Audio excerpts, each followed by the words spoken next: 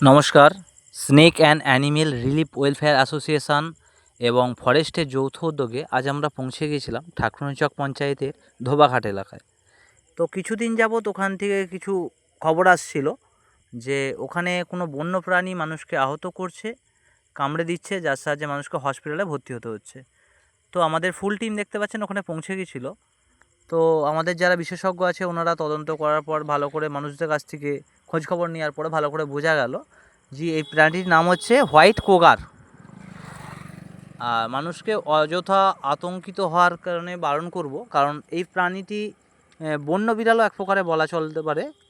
আর কোনো একটা বাঘ বা সিংহ নয়, অযথা আতঙ্কিত হবেন না। আর দেখুন আমাদের টিম এখানেতে কাজ করছে অলরেডি। দেখতে পাচ্ছেন আমাদের টিম এখানে অলরেডি কাজ করছে, অলরেডি এখানে ট্যাব লাগানো হয়েছে।